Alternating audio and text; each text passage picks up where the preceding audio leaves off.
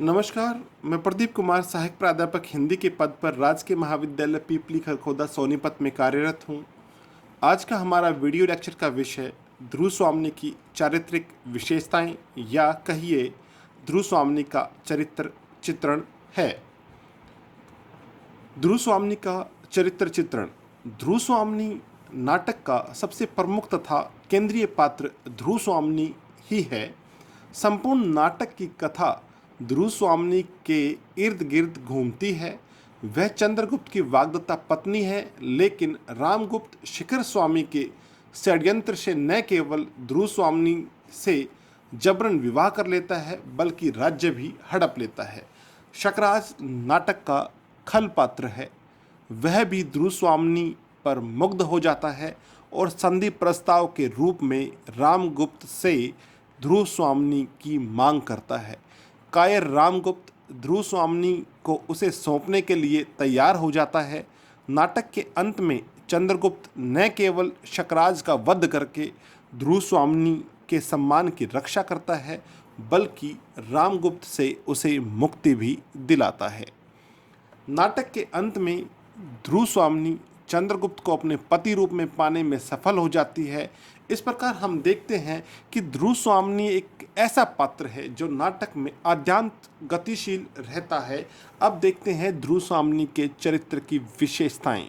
ध्रुव स्वामी के चरित्र की विशेषताएं कुछ इस प्रकार है। सबसे पहले हम देखते हैं कि नाटक की नायिका ध्रुव स्वामी ही है। ध्रुव स्वामी प्रस्तुत नाटक की नायिका है। नाटक की संपूर्ण कथा ध्रुव स्वामी के इर्द गिर्द ही घूमती है। वह चंद्रगुप्त से प्रेम करती है। वह चंद्रगुप्त की वाग्दत्ता पत्नी है। चंद्रगुप्त भी उससे प्रेम करता है और उससे शादी करना चाहता है, लेकिन चंद्रगुप्त का बड़ा भाई रामगुप्त भी उस पर मुग्ध हो जाता है और शिखर स्वामी के षड्यंत्र से उससे जबरन शादी कर लेता है और चंद्रगुप्त के राज्य को भी हड़प लेता है। शकराज भी ध्रुव स्वामी के रूप सौंदर्य पर फिदा हो जाता है। वह ध्रुव स्वामी को पाने के लिए लालायित रहता है। यहाँ तक कि वह एक संधि प्रस्ताव रामगुप्त के पास भेजता है कि अगर रामगुप्त अपने राज्य तथा राज्यवासियों की रक्षा करना चाहता है तो वह ध्रुव स्वामी को उसे सौंप दे। अंत में ध्रुव स्वामी के गौरव की रक्षा करने के लिए चंद्रगुप्त अपनी मर्यादा का उल्लंघन कर अपने बड़े भाई के विरुद्ध खड़ा हो जाता है और न केवल शकराज का वध करता है, बल्कि उसे रामगुप्त के चंगुल से भी मुक्त करवा लेता है।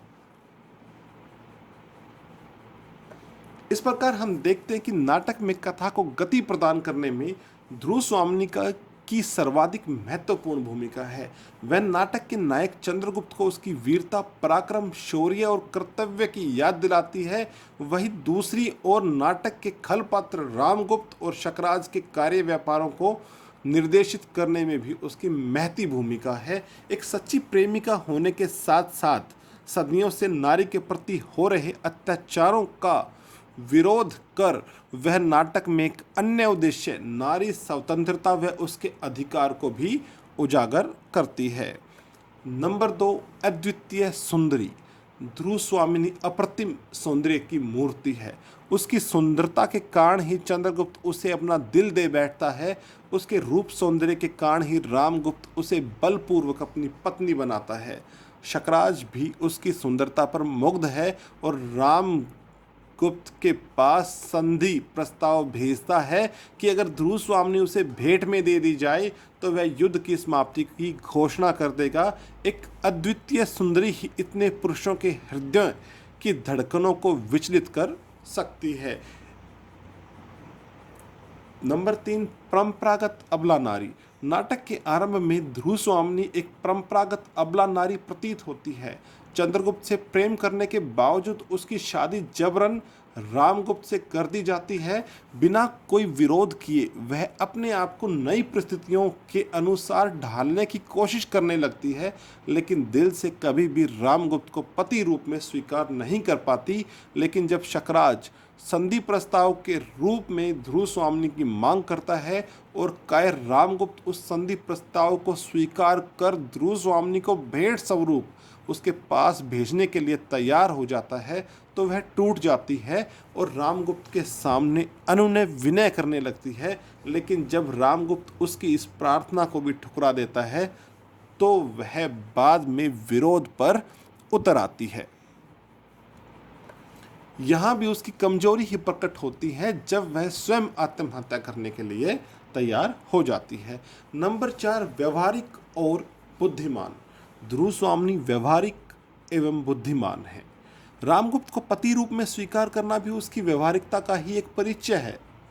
नाटक के आरंभ में वह खड्गधारिणी स्त्री के समक्ष अपने हृदय की सभी बातों को नहीं बताती। वह अपने हृदय के भावों को किसी ढंग से छुपा कर रखती है। शकराज के शिविर में भी वह बुद्धिमता से काम लेती है और शकराज का वध करने में चंद्रगुप्त का साथ देती है। सामंत कुमारों तथा प्रजा को अपने पक्ष में करना भी उसकी बुद्धिमता का परिचायक है। धर्मगुरु भी उसके तर्कों को सुनकर उसे रामगुप्त से संबंध विच्छेद करने और चंद्रगुप्त से पुनर्विवाह करने की आज्ञा प्रदान कर देते हैं। नंबर 5, द्विधाग्रस्त नारी। संपूर्ण नाटक में ध्रुव स्वामी का चरित्र द्विधाग्रस्त नजर आता है। वह प्रेम चंद्रगुप्त से करती है लेकिन उसे शादी रामगुप्त से करनी पड़ती है। उसका मन विरोध करना चाहता है लेकिन नहीं कर पाता। वह रामगुप्त की कायरता और निर्बलता और दूषित मानसिकता का विरोध करना चाहती है लेकिन नहीं कर पाती।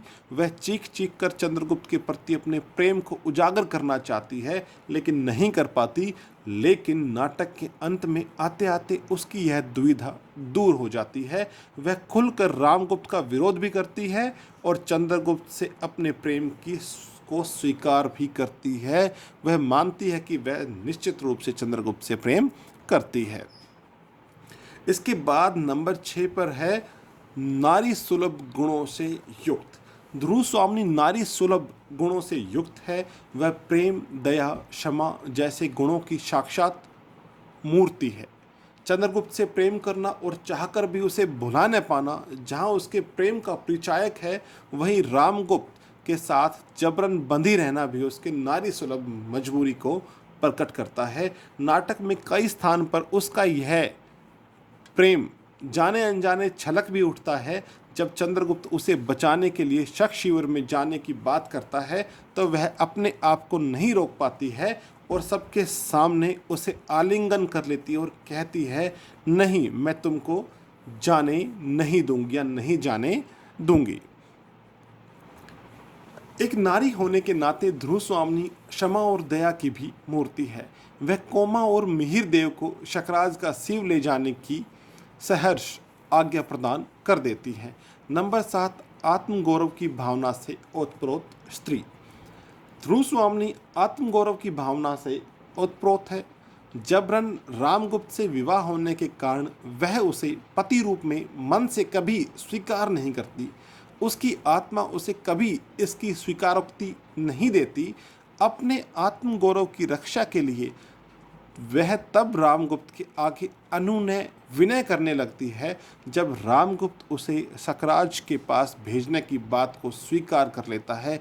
लेकिन वहाँ भी निराशा हाथ लगने पर वह आत्महत्या करने के लिए उद्यत हो जाती है। इसके बाद है नंबर 8 पर अन्याय और अत्याचार का सामना करने वाले। यद्यपि नाटक में कई स्थान पर ऐसा प्रतीत होता है कि जैसे ध्रुव स्वामी महज एक अबला नारी है जो अपने ऊपर हो रहे हर प्रकार के अत्याचार को सहन करने के लिए विवश है। तथापि नाटक में ऐसे कई दृश्य आते हैं जब वह अन्याय और अत्याचार के विरुद्ध मुखर हो जाती है। शकराज का संधि प्रस्ताव स्वीकार करने पर वह रामगुप्त को निर्मम व कायर कहकर उसकी भर्त्सना करती है। जब चंद्रगुप्त को बंदी बना लिया जाता है तो वह खुद चंद्रगुप्त को लोह श्रृंखलाओं को तोड़ने का आग्रह करती है। इसके पश्चात नारी की दुर्दशा के लिए भारतीय धर्मशास्त्र को दोषी मानते हुए उन्हें नारी की दुर्दशा के लिए उत्तरदायी मानती है। मैं ऐसी उम्मीद करता हूँ, ऐसी आशा करता हूँ कि आप सभी बच्चों को यह वीडियो लेक्चर ध्रुव स्वामी की चारित्रिक विशेषताएं निश्चित रूप से समझ में आया होगा। आपके उज्जवल भविष्य की कामना ईश्वर से करते हुए, प्रार्थना करते हुए, आप बच्चों के उज्जवल भविष्य के लिए मैं बधाई देता हूँ या शुभकामनाएं देता हूँ। आपका जीवन निश्चित रूप से उज्जवल हो। इसी के साथ बहुत बहुत धन्यवाद आपका।